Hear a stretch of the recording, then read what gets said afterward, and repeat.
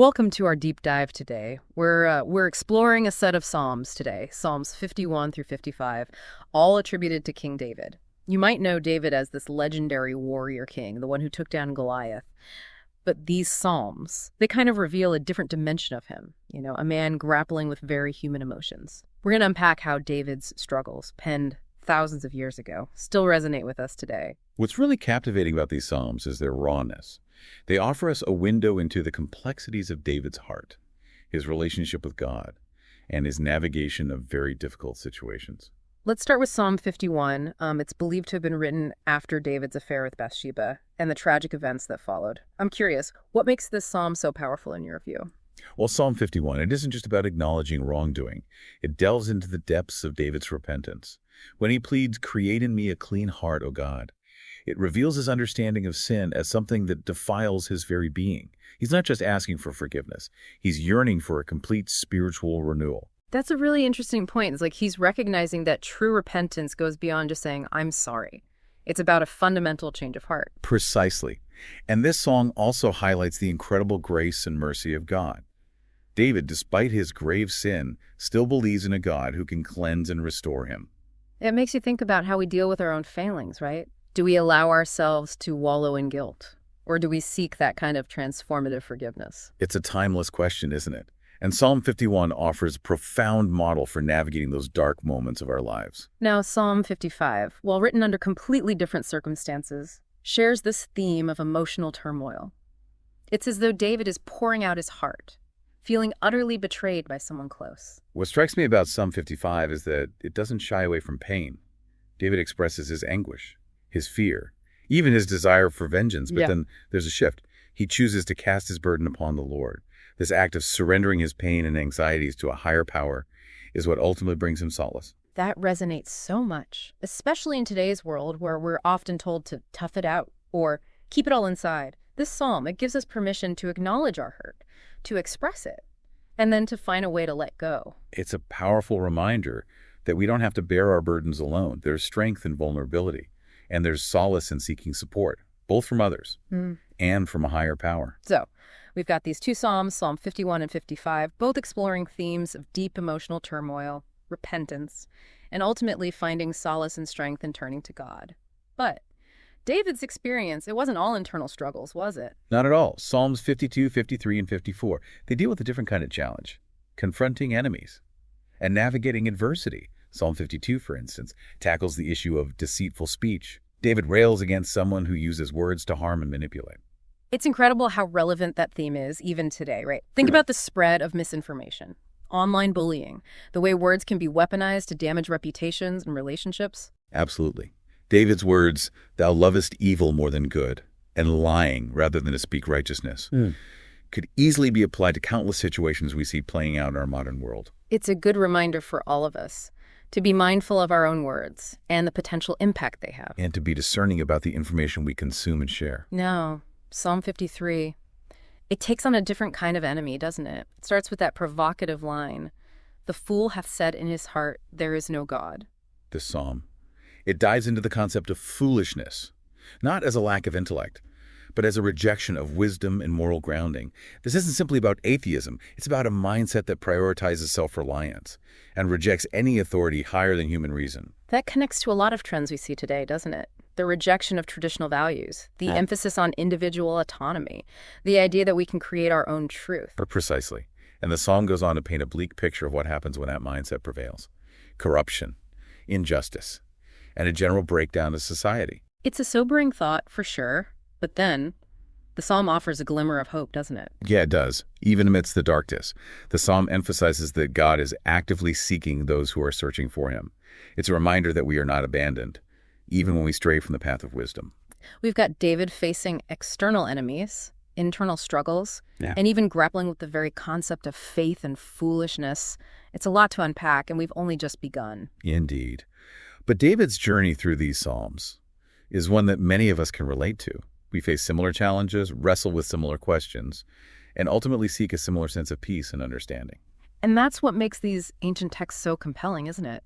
They offer a timeless roadmap for navigating the complexities of life, faith, and the human experience. Absolutely. They remind us that even a king, someone we might place on a pedestal, face moments of profound vulnerability and doubt, and in his honesty, we find our own humanity reflected back to us. And that's something I find truly remarkable about the Psalms, their ability to transcend time and connect with us on such a deep human level. Absolutely. And speaking of human experiences, Psalm 54 places us right in the midst of David's fear and desperation. He's literally on the run from his enemies, pleading for God's intervention. Have you ever felt like that? Like you're backed into a corner with nowhere to turn? I think that feeling of utter helplessness, it's something most of us can relate to on some level. Maybe it's not fleeing for our lives, but those moments where we feel overwhelmed by circumstances, betrayed by those we trust, or just plain lost and afraid. And in those moments, it's easy to lose sight of hope, isn't it? It can be. But that's where faith comes in. What Psalm 54 shows us is that even in his darkest hour, David doesn't despair. He chooses to place his trust in God's power to deliver him. Save me, O God, by thy name, he cries out. It's like he's saying, I can't do this on my own. I need help beyond myself.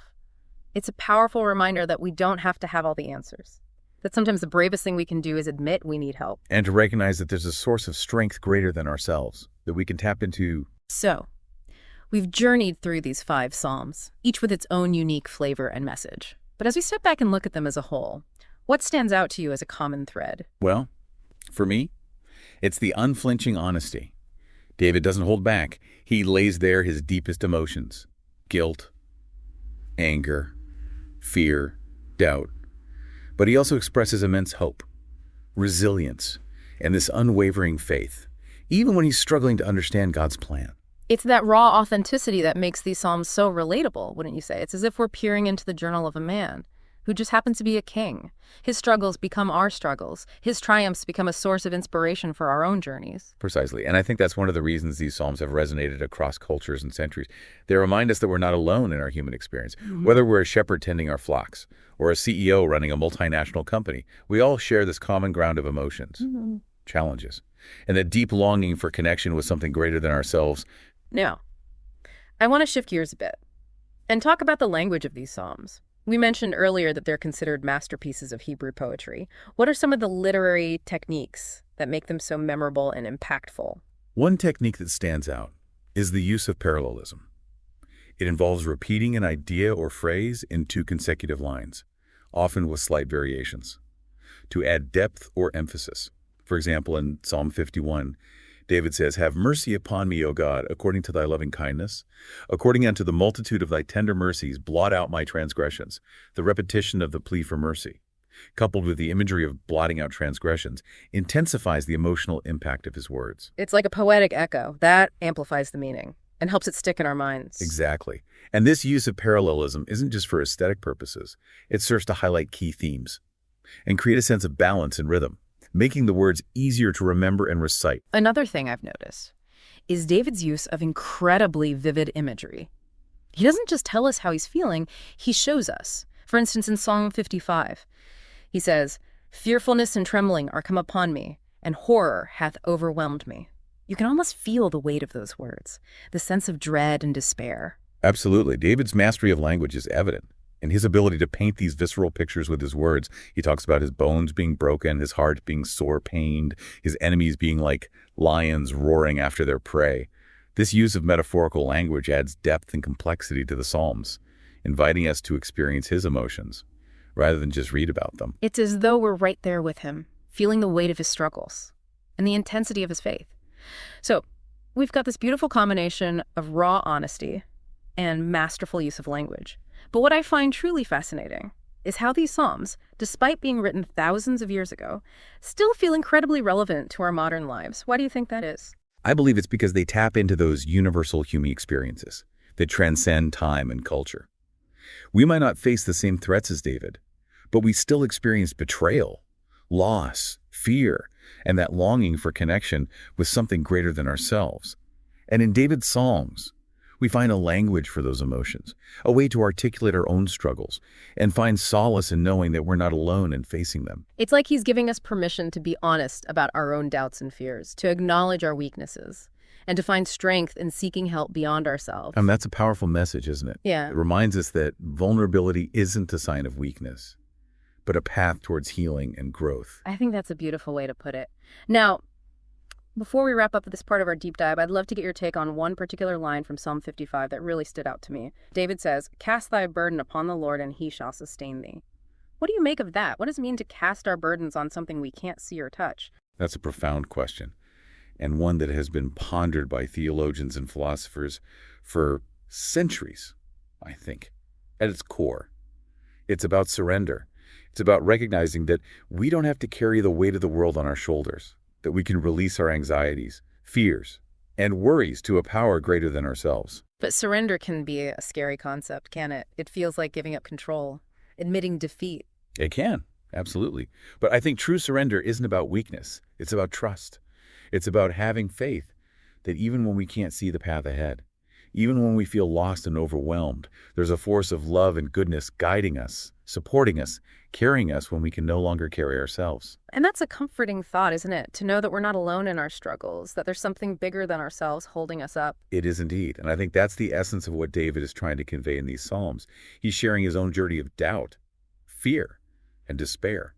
But ultimately, he's pointing us toward that source of hope and strength that sustains us all. We've been discussing how David's Psalms resonate with our modern experiences, but these texts were also written within a specific historical context. What can you tell us about the world David lived in, and how that might have shaped his writing?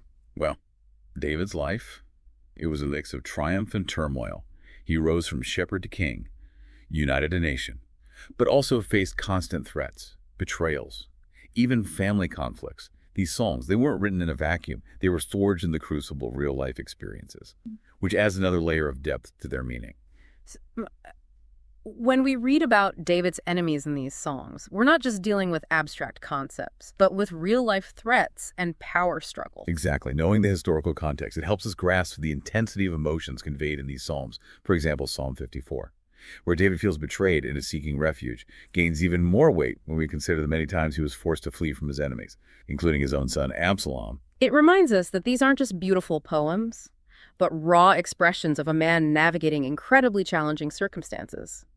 Speaking of beauty, you mentioned earlier that these psalms are considered masterpieces of Hebrew poetry. Can you break down some of the techniques that make them so unique? Sure, we touched on parallelism, but there's also the masterful use of imagery. David doesn't just tell us he's in pain.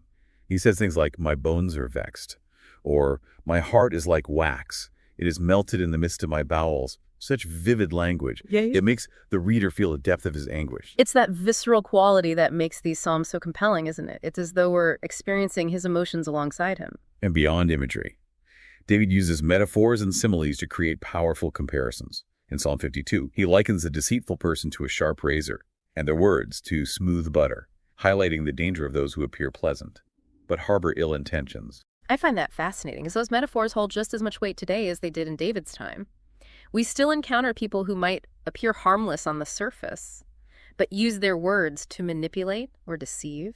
Precisely. That's what makes these psalms so timeless, the human experiences they address, and the literary artistry used to convey them, transcend cultural and historical boundaries. So as we conclude our deep dive into Psalms 51-55, what's the key takeaway you'd like to leave our listeners with? What makes these particular psalms worth revisiting again and again? I think it's their multifaceted nature. They offer solace for the brokenhearted, guidance for the lost, a mirror to examine our own flaws, and a reminder that even in our darkest moments, there's a source of strength and hope beyond ourselves. Beautifully said. And I think David's willingness to be so vulnerable in these psalms, it gives us permission to do the same. We don't have to pretend to have it all together. We can bring our messy, complicated selves to the table and still find connection, meaning, and even beauty in the midst of our struggles. And perhaps that's the greatest gift these psalms offer us. The courage to be authentic, the freedom to wrestle with our doubts and fears, and the assurance that we are never truly alone in our journey. I couldn't agree more. Well, that brings us to the end of our deep dive into Psalms 51-55. I hope this exploration has sparked your curiosity to delve deeper into these ancient texts and to discover their timeless wisdom for yourselves. Thanks for joining.